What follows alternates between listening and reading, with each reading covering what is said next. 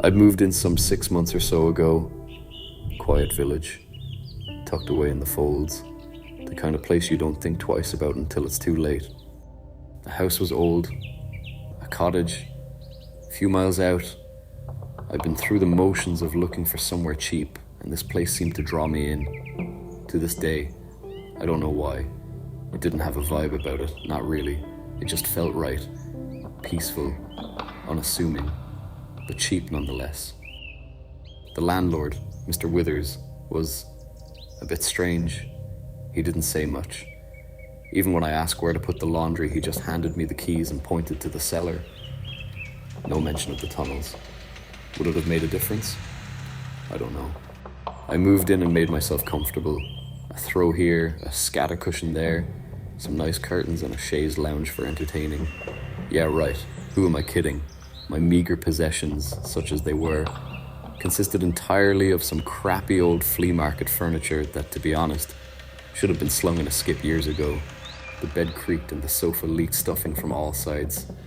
I bought it as a job lot, probably a house clearance or something, some 10 years ago, just to tide me over. My tide had been out for a very long time. The cellar was nothing special, or at least at first glance anyways.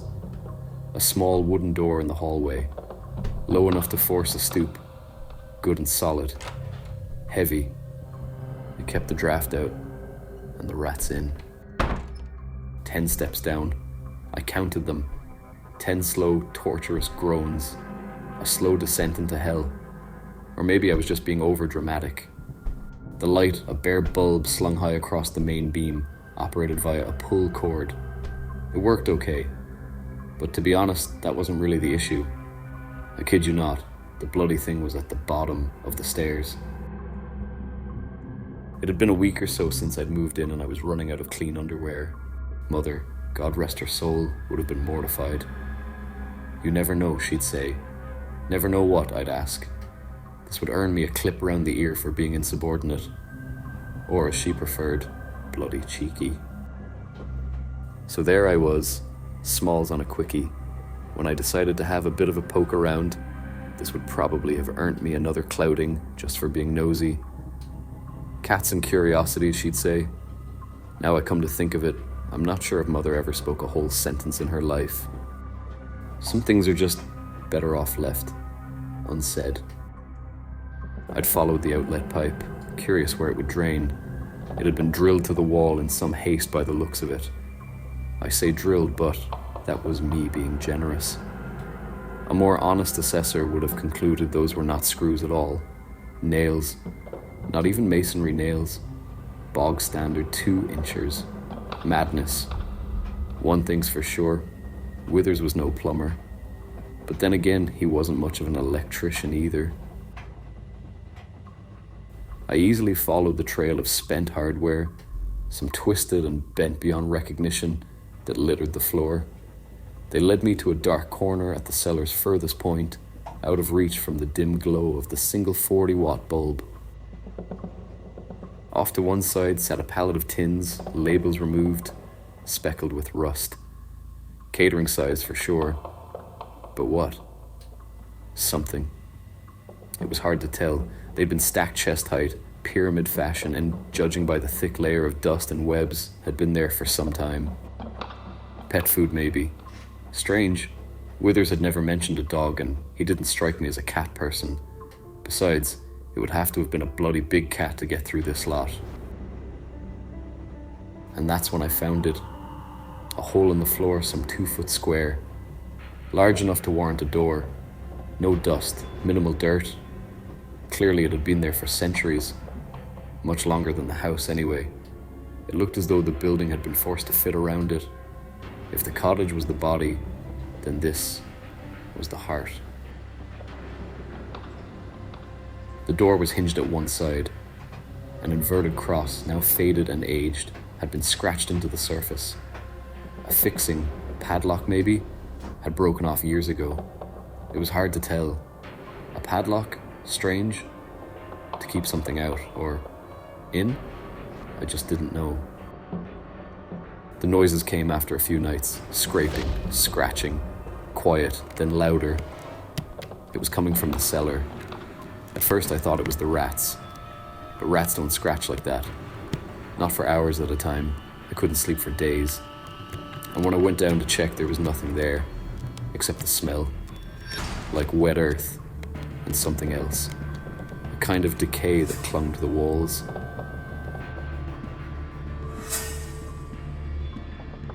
I fed it the first time just to shut the bloody thing up. To this day, I don't know why. It was as if, and I know this is going to sound bonkers, the house had told me to. I just knew it was the right thing to do. A stray cat had wandered onto the property. It was lame and easily caught. I left it near the hole and went back upstairs. The noise stopped. It was a solution, temporary, routine. It didn't last long. The noises returned. I fed it again, a dead pigeon this time. The scratching returned, and with it, a tug in my chest like something was pulling at my insides. The next time I brought it a rabbit, I had intended to catch one of the wild ones that roamed, unconcerned, on a bit of scrubland, described by Mr. Withers, rather generously in my opinion, as the back garden. I'd tried some rudimentary traps. Improvised at first, then improved by Google. Nothing worked. Wild they might be, but way too clever for me. Next stop, Pet's Paradise in town. He was a cute little thing. 6 months old with large, doleful eyes. Everything a small child could ask for in a pet. Or that's what I said when the assistant, a nice lady, asked about my reason for purchase. Did I need a hutch? She asked. No, got one, I said. Food? No thanks, got that covered too. I lied. Name? Sorry. Name, have you thought of a name yet? She was starting to get on my nerves. Dinner, I said. It was the first thing that came to mind. We laughed. I should have bought 2. Next up, a fox, found dead by the side of the road. Anything to keep it quiet. It worked, but each time the scratching came back quicker, louder. One evening the usual noises stopped altogether, but there was something else. A voice, not a word, more like a whisper that slithered into my brain and settled there. I couldn't make it out, not at first, but as the days went on, it became clearer. You fed me, you'll do it again. I tried ignoring it, pretending it was just my mind playing tricks. But it was there, every time I turned the key in the door, every time I settled into bed. And then, one morning, I woke to find the cellar door ajar. That's when I met McKenna. He was a local, a regular, an old man who didn't speak much. He'd been passing by almost daily, dropping off parcels for the local shop. Something about his eyes had always bothered me. Never said a word until now. He knocked one evening while I was sitting with my whiskey. My first mistake was inviting him in. My second offering him a drink. Boy, could that man drink. We sat for hours. He didn't say much, just watched me with those eyes, like he was waiting for something. At some point, he got up to leave. You fed it, haven't you? He asked as he stood in the doorway. I didn't know how to answer. You fed it, and it will never leave you, he said, his voice softer than it should have been. But I can help. I know a way. McKenna came back the next day. He told me what I had to do. There was a price. Nothing free in this world. It's not just hunger, he said. It's a deal, a pact. You've been feeding it, and it grows. You must keep feeding it, or it'll take something else. Something more important. Didn't understand, not really, but I was desperate. The scratching had started again, louder this time. I asked him what he meant. He just looked at me with those eyes, and for the first time, I felt the weight of his years. It wants people. It needs them. You fed it, but it's not satisfied. Not yet. Her name was Eliza, or at least that's what she said when I offered her a lift into town. Red hair tied under a faded cap, front and center, a large A, color to match her hair, adorned the front, a heavy rucksack, clearly too heavy for her pale, freckled arms. Said she was walking the old coastal route. I didn't ask more. She had a dog with her, a rough-coated collie with mismatched eyes. One blue, one amber. Calm, watchful, never barked. She'd picked him up on the road. He'd started following her, a few steps behind. Always the same, a few steps, no more, no less. She decided to let him tag along. He was good company and gave her a sense of reassurance. She had a good heart. Shame, really. I told her I had a room, that it was warm, free. She said yes too easily. That night I made soup, chicken. She thanked me. The dog lay at her feet, eyes twitching, ears alert. At midnight, or thereabouts, I led her to the cellar. She didn't put up a fight. I sat on the back step for a long time, watching the storm.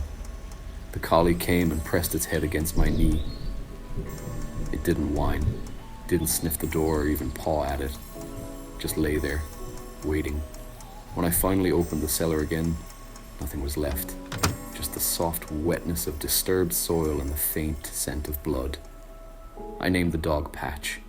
I took to sleeping in the hallway, every night, guarding it, or maybe just waiting for it to open again.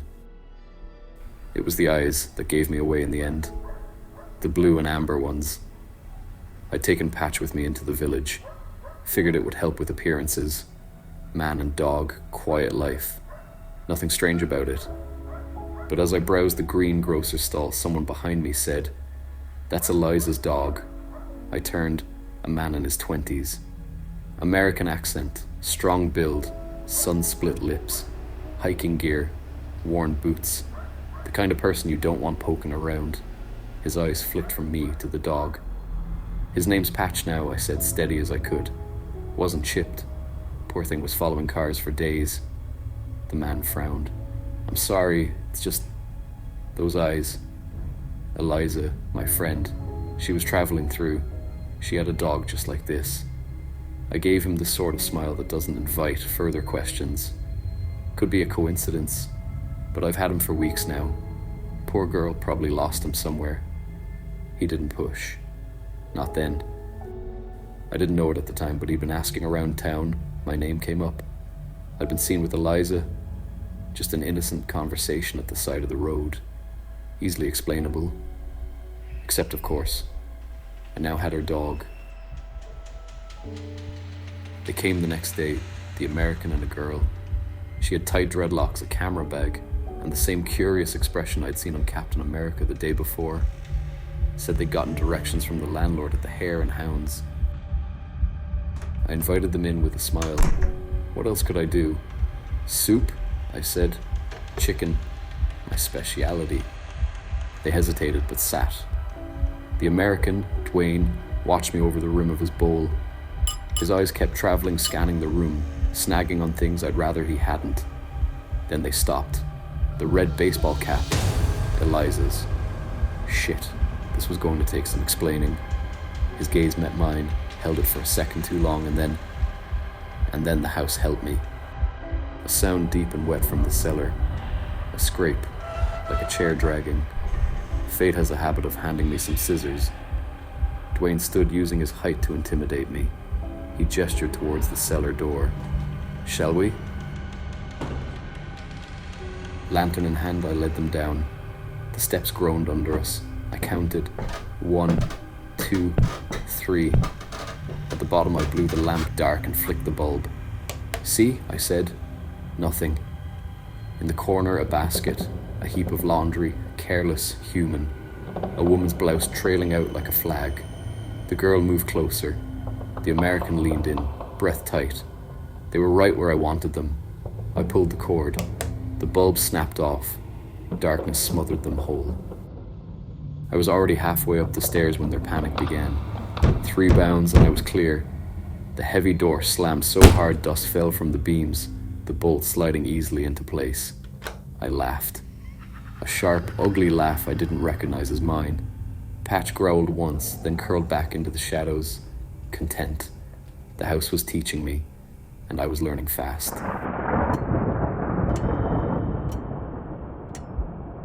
McKenna became quite the regular. He'd knock twice on the back door, always at dusk, and I'd let him in without a word. Patch never barked at him, not once. That told me enough. He didn't say much, to be fair, but over several visits, I managed to piece together a rough approximation of the thing in the cellar and its history. From what I could tell, it had been down there for generations, centuries even. This wasn't always a house, you know, McKenna said, nursing his whiskey. It was a church, burnt down in the 13th century. Before that, no one really knows. He mentioned a priest, Father Mackenzie. Said he was considered a bit wayward even by the standards of the day. Took a young bride. She was only 13. A virgin, of course. The daughter of a bishop, no less. It didn't end well. When the bishop heard about the affair and the subsequent marriage, he flew into a rage, understandably so, I suppose.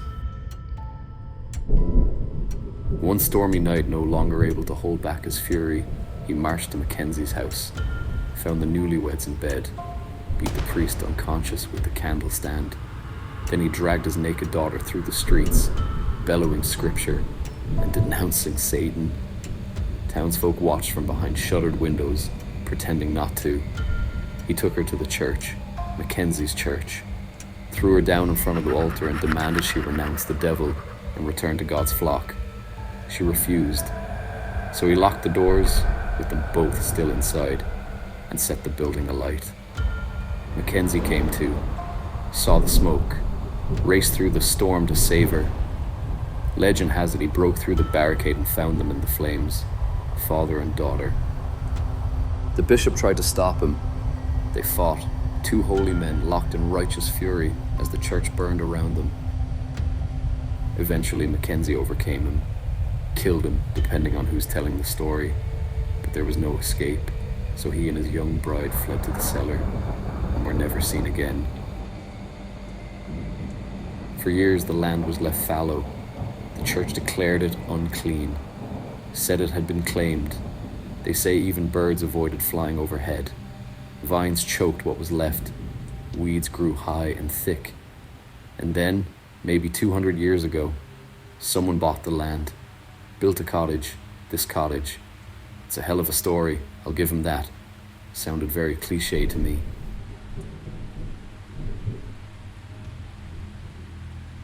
The thing in the cellar had many names, most of them whispered, some not spoken at all. In the early days, locals brought it offerings, things with blood in them. Not people, not at first. Livestock, pets, stillborn lambs, things the land had taken anyway. There was a method to it, a rhythm. It's not just hunger, McKenna said once, staring at the cellar door like you could see through it. It's obligation. The land gives, but it expects something in return. I asked him once what it looked like. He didn't answer right away. Just stared out of the window as if remembering something he'd tried to forget. It don't have a shape of its own, he said eventually.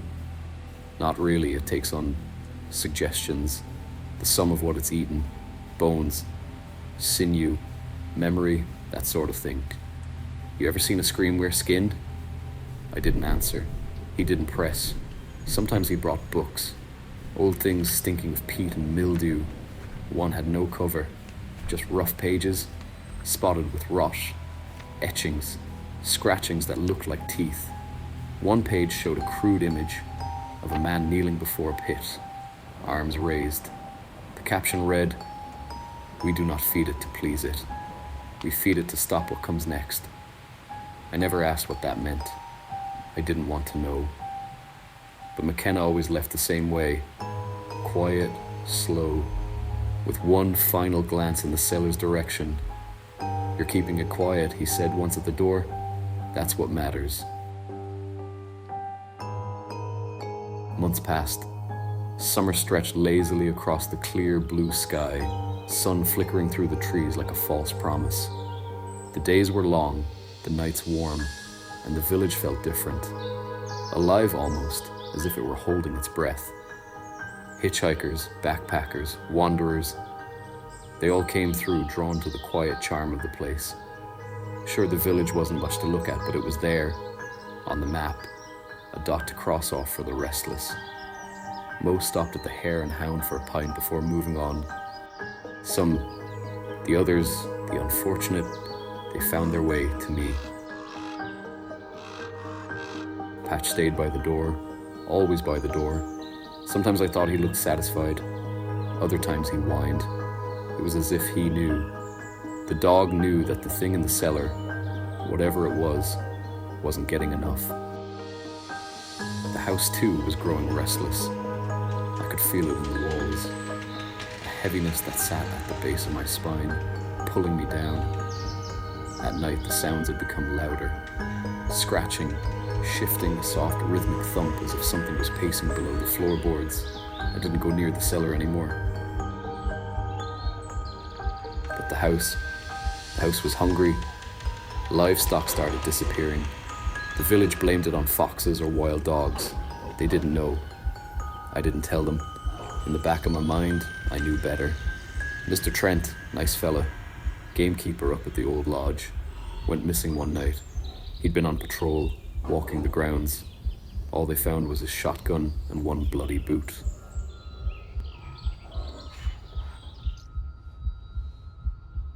It was late, well past midnight. A cold December moon slipped comfortably beneath the heavy curtains, casting shadows against the far wall. Shutters ill-fitting and twisted from damp rattled rhythmically against the glass. I couldn't sleep. Guilt for all those innocents I'd lured to the cellar. Why had I done it? Truthfully, I didn't know. They say guilt is the mind's way of reminding us we still have a soul. If that's true, mine must have been screaming, drowning inch by inch. The thing is, I knew. No matter how many drifters I lured through that door, no matter how many innocents I fed to the dark below, it would never be enough. Not for the thing in the cellar, and not for me. I told myself I was buying time, buying peace, but I knew deep down that wasn't true. There's no peace in deals like this, only delay, only deferral. Something had been awakened, not just in the cellar, deep down, in me. We had recognized something in each other, that hollow, gnawing hunger. And now we were bound, a tether formed in silence and sealed in blood. Why had I done it? Why keep doing it? I told myself it was survival, but truthfully, I didn't know anymore. McKenna had warned me. Winter's the worst, he said. The road dries up. No one comes through, and it still needs feeding. I hadn't believed him. Not then, but he was right. The drifters, the backpackers, the lost, they'd slowed to a trickle and now stopped altogether. I hadn't fed the cellar in weeks, and I could feel the hunger pressing against the walls. The air was thicker. The pipes groaned. The boards swelled with damp. The whole house seemed to be holding its breath. And that's when I heard it, a dry, groaning creak from below, the kind of sound a house makes in winter, when damp settles into its bones and the old wood remembers how to ache. But this wasn't the house settling. This was the cellar door, opening, slowly, not forced or thrown, just nudged open, like something was testing its weight, testing whether it was still locked. Only I hadn't locked it. Not that night. I'd never needed to. And now it was open. Patch had taken to sleeping at the foot of my bed, but when the sound came, he lifted his head at once, whined, then crept up closer to me, trembling, his warm body pressed against mine as if he thought he could keep me safe. I didn't sit up. I couldn't. My body felt filled with concrete. I lay there, eyes wide in the dark, staring at the thin crack beneath the bedroom door, waiting for a flicker of movement, a shadow, anything. The sound came again. Thud, scuff, groan, footsteps, slow, dragging, something heavy, one step at a time, moving through the hall outside the kitchen, stopping, sniffing the air. Then another creak, this time at the base of the stairs.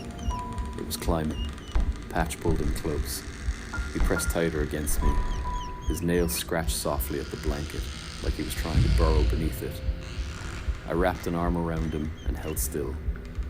With each creaking board, each reluctant rise of weight, the air grew thicker, clammier, like the thing carried the cellar with it, its rot, its chill, its hunger. Then came the smell. It slid under the door. Rotten earth, centuries of decay. I pulled the blanket tighter. It didn't help. The thing reached the top step. The floorboard just outside the door creaked. Patch gave a small, choking growl. He was shaking. I was too. I just did a better job of hiding it. I couldn't hear it move anymore, not exactly. It was standing there, out of view, but I could feel it. In the way the air held still, in the way my lungs refused to breathe too deeply. Something primal deep in the back of my skull was screaming, "Don't move, don't speak, don't be noticed." Then the first scratch, not loud, not like a claw dragged with force. This was softer, slower, like the back of a nail pressed deliberately across the wood grain of the hallway wall. Exploring, feeling, testing, scrape, scrape, scratch. Then silence. I lay there, muscles locked tight, heartbeat filling my ears. And that was when I heard it, breathing. Just on the other side of the door. Shallow, wet. Not like lungs, more like bellows half full of mud. It drew in slowly, let it out with a shudder. I knew it was facing the door. I knew it was listening. Another scratch, this time on the bedroom door itself. Slow and vertical, just a single stroke, and then came the whisper of breath sliding through the keyhole. Not words, just breath, and behind it, something else. A clicking, a twitch like teeth chattering in thought. Then, tap, a single knuckle against the door. Tap, tap, two more. Deliberate, even, like it was knocking, like it was asking. And in that moment, I realized something I hadn't wanted to admit, not even to myself. It wasn't just a creature in the cellar. It was learning. It knew I was there. It knew I was listening. And tonight, for the first time, it wanted me to open the door. Another sound followed, and then, as quietly as it had come, it stepped away. No retreating footsteps, no creak of stairs, no closing door. Just silence. It was gone, or hiding.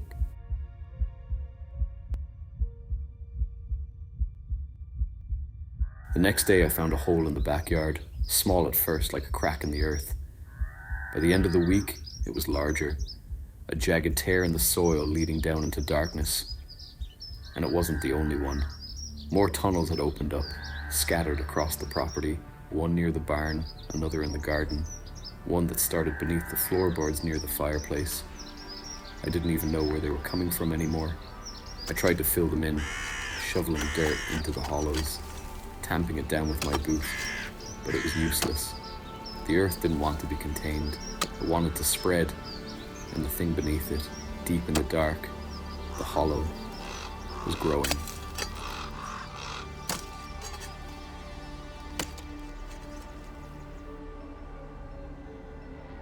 Christmas came and went, New Year too. I spent both alone, just me, Patch, and the thing in the cellar. I lit no fire, hung no lights. The village below rang in the season with carols, tinsel and cider, but here it remained dark, cold, still.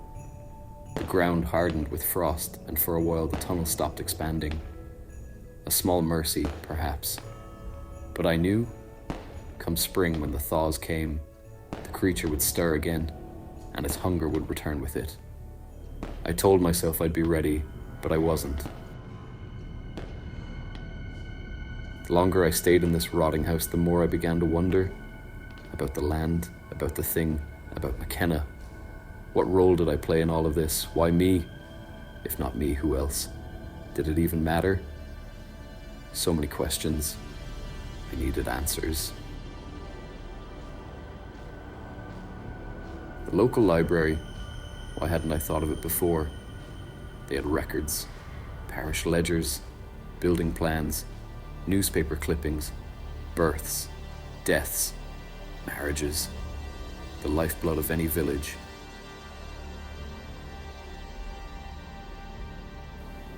the first clear day of January, I wrapped Patch in an old wool blanket and left him in the front room, a fresh bowl of water by his side. I walked into town, using the time to clear my mind. It would do me good to spend some time away from the house, clear my head. The library was tucked away behind the village hall, quiet and musty. A woman with a voice like gravel and a pair of glasses that seemed far too large for her face sat motionless behind her desk. She didn't ask why I was there, just nodded toward the archives room and went back to her knitting. I took that as a blessing. The archives were as I expected, dusty folders, dog-eared notebooks, laminated photographs curling at the edges, a whole life's worth of forgotten things. I spent hours flicking through faded documents, property sales, agricultural reports, local competition winners, village fates, local news, who did what with who. It was all there if you took the time to look. A few names leapt out: Withers, the current owner, born 1959, McKenna, Michael, Strange, no D.O.B., and then finally a photograph. Tucked between pages of crop reports and raffle winners, I found it. The Gazette, dated September 3rd, 1963. The headline read, "Local man wins best at show." I almost skipped past it. Just another clipping yellowed by time, barely clinging to the newsprint around it. But then my eye caught the photo beneath the text, and the breath caught in my throat. A young man stood outside the very cottage I now called home, one arm around a young woman. Wife, probably. All smiles. His other hand clutched a certificate. Best marrow, first prize. The garden behind them was thick with greenery. Runners climbing trellises, sunflowers craning tall, vines spilling over the low stone wall. The man's face was unmistakable. McKenna. Younger, yes, but even across 50 years of faded ink and yellowed paper, the eyes were the same. The posture, that tight little smile. And beside him, his wife, glowing, pregnant. McKenna had never mentioned a wife or baby. Very strange. I stared at it for a long time. The wife, the garden behind them, lush, thick with vines. Not the wasteland I knew, black and bitter. This was another life, another world.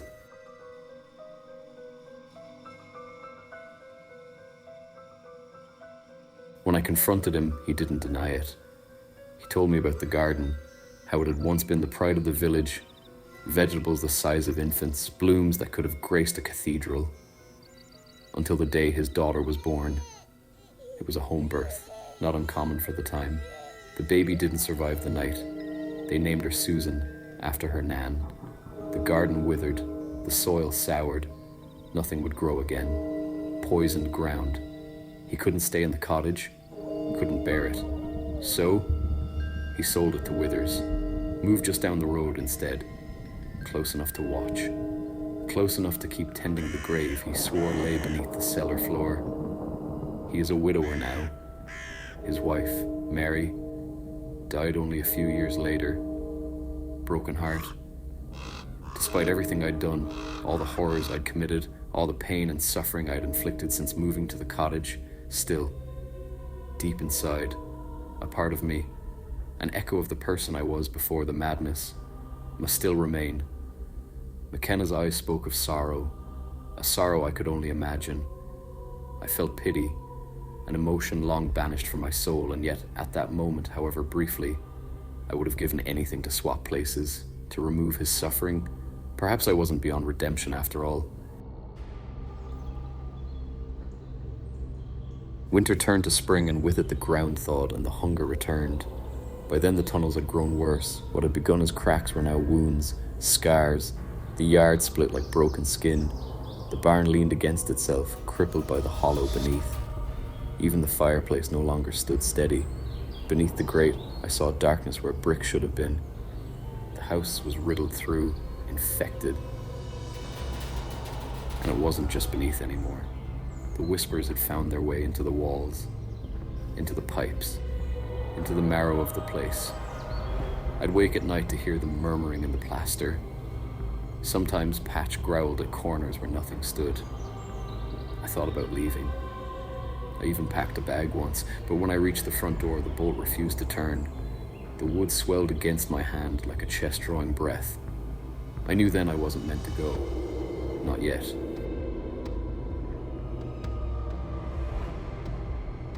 The next day, McKenna appeared at my door. He carried flowers, white lilies, said they were for his daughter. I remember the smell of them, sweet and cloying, out of place against the damp air of the house. He told me it was the anniversary of her death. It was also a year to the day since I'd moved in. He said that wasn't chance, that it was the land pulling threads together. I'd never seen him so solemn. I led McKenna into the front room and poured him a drink. That's when he told me. "You've been doing well," he said, nodding at the cellar door. "It's quieter now." "That's good." I asked him what he meant, but he just smiled. That same tight, unreadable smile I'd seen a dozen times before. Only now it felt heavier, like he was carrying something too big to hide much longer. That night he stayed late, drank a whiskey by the fire, talked about time, about old sins, about the weight of blood. "I never told you the whole story," he said, "about the priest." I didn't reply. I didn't need to. That night, the night of the fire, someone did survive. The villagers pulled the bishop's daughter from the embers. They say she was with child. Some claim she was already showing. She lived just long enough to give birth. A baby boy, an heir. It was a miracle. After the fire, they found nothing. No bones, no bodies, just ash. The bishop's line ended, but not Mackenzie's. He paused, watching me. I stared at him. Something cold moved in my stomach. "That child lived," he said quietly. "Hidden, raised in shame, passed from house to house for years." And so, the line continued. Quiet, forgotten. He finished his drink, leaned forward. His stale breath brushed my cheek. "I'm what's left." The room fell silent. "You said you lost a daughter. Is that connected?" I asked. McKenna filled his glass and lifted it to his lips, taking a sip. "Yes, that's right," he said. "We all do. It's a curse passed down through the centuries. Some say the bishop, realizing all was lost, knelt before the altar and renounced his religion. He set a curse upon our bloodline. We are destined to lose all female born, just as he had." I'd never seen him so solemn. He asked me to come with him to see where she lay. I don't know why I agreed. Maybe it was the flowers. Maybe it was the way his voice caught when he spoke of her. Or maybe I wanted to believe, just once, that all of this, the hunger, the whispers, the blood, wasn't pointless. That there was still a reason, a purpose, something left to redeem. He led me through the house, silent, steady. Patch whined but didn't follow. Just sat in the doorway, ears pinned back, watching us go. Like he knew. The cellar door stood slightly ajar. On the small table beside sat the old lantern, the one I'd used so many times before. Its glass was fogged, the wick already lit, waiting. McKenna said she was buried down there, that the ground itself held her, that tonight, on the anniversary of her death, 50 years to the day, she would hear us. I believed him. God help me, I believed him. I stepped down, one hand grazing the cold stone wall, the other lifting the lantern. With every step, the air thickened, soil and damp and something sweeter underneath, like rot beneath perfume. The light bobbed against the cellar walls, throwing shadows too long to belong to anything living. At the bottom, I turned. For a moment, I thought he might follow me down. I even held the lantern a little higher, expecting to see his shadow moving against the wall. But he didn't. He lingered there, just long enough for me to capture the expression on his face. Half sorrow, half satisfaction. That slow, lazy smile, those mournful eyes. Then, without warning, he He stepped back. The draft hit me first, sharp and sudden as the door began to move. The lantern guttered, shadows bending as if they were being pulled away from me. The slam shook dust from the beams above. The bolt slid home with a finality that cast iron in my chest. And just like that, he was gone. I shouted his name once, then again, louder. The sound tore out of me and went nowhere, swallowed whole by the cellar walls. Something stirred deeper in the tunnel. Faint at first. A rustle, a drag. The deliberate, dreadful scrape of something massive shifting in the dark. I lifted the lantern higher, but the light barely held. The blackness drank it in. Greedy. Above me, footsteps moved away. Slow, unhurried. McKenna didn't run. He didn't have to. The lantern wavered, its light barely holding back the dark. The tunnels pressed close on every side. Damp walls slick with breath and memory. I knew it was coming long before I heard it. The earth shifted first. A low rumble, like soil sighing. Then the scrape. Stone against stone. Flesh against earth. It was awake. The sound grew nearer, filling the chamber, crawling into my bones. A rhythm, a heartbeat, not mine, not human. Something older, hungrier. I wanted to run, but there was nowhere left to go. Only down, only forward. McKenna had led me here for a reason, and I finally understood it. This was never about keeping the thing quiet. It was about the final offering. The one sacrifice that would balance the scales. A life freely given, not stolen. Redemption. I thought of the faces of those I'd lured to this place. The hollow screams swallowed by earth. Guilt had gnawed at me night after night, but now in this pit, there was a strange calm. The thing wanted me, and I would give myself to it.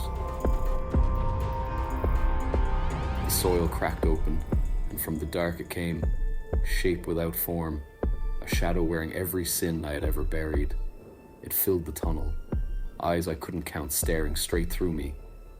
Patch howled above, but the sound was far away now, muffled by stone and earth. McKenna's footsteps had long faded.